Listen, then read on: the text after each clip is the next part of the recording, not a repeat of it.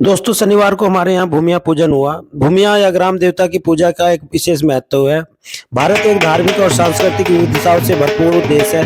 यहाँ गांव-गांव में अलग-अलग देवी देवताओं की पूजा होती है, जिनमें से एक महत्वपूर्ण स्थान भूमिया या ग्राम देवता का है। ग्राम देवता को गांव का रक्षक भी माना जाता है। ये बुरी आत्माओं, बीमारी और प्राकृतिक आपदाओं से गांव को बचाता है, ऐसा माना जाता है। जब भी कोई नया काम जैसे फसल की बुआई, घर का निर्माण या कोई बड़ा नियोजन और शादी वगैरह होती है, तो ग्राम देवता की पूजा का विशेष महत्व है। भूमिया देवता की पूजा के पीछे एक गहरा सांस्कृतिक और आध्यात्मिक उद्देश्य होता है कि यह पूजा हमें प्रकृति और धरती माँ के प्रति सम्मान सिखाती है। किसान जब धरती से अन्न पैदा करते हैं तो वह सबसे पहले भूमिया देवता को धन्यवाद देता है। इस पूजा में यह भी सीखने को मिलता है कि हम अपनी जड़ों से जुड़े रहें। यह पूजा केवल धार्मिक नहीं बल्कि सामुदायिक एकता का एक प्रतीक है, जिसमें सभी लोग मिलकर गांव ग्राम देवता की वंदना। धरती की गोद में जो बरसे, हर आंधी से हमें जो बचाते, न मिट्टी मांगते न सोना, बस श्रद्धा के दीप जलाते। गांव की सीमा पर विराजे, पीपल की छांव में ध्यान लगाए। गौ किसान और हर जीवन सबकी रक्षा का व्रत निभाए। न कोई मंदिर न मूरत भारी, फिर भी पूजे जाए सबसे प्यारे।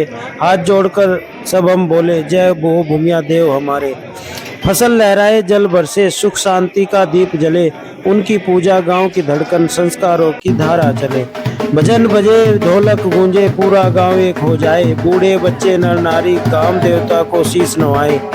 धरती से जो प्रेम सिखाते, भाईचारा हमें सिखाए। ऐसे रक्षक ऐसे हमारे, ग्राम देवता को नमन हमारे। जय देवता की लोककथा इस प्रकार है। कुमाऊं क्षेत्र में एक साधारण किसान, जिसको चित्रकूटा या जिम्मेदार कहते थे, अपनी माँ के साथ रहता था। एक दिन उसकी माँ के पास एक भिखारी आया। अंधी माँ ने भिखारी को नमक की जगह काली मिर्च दे दी।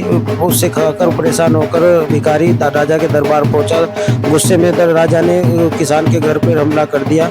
परेशान होकर किसान ने अपने सारे पालतू पशु, कुत्ता बिल्ली सभी को और अपने घर में आग लगा दी। स्वयं आत्मदहन कर लिया। उसकी बलिदान से खुश होकर भूमिया देवता प्रकट हुए और गांव की रक्षा का प्रण लिया।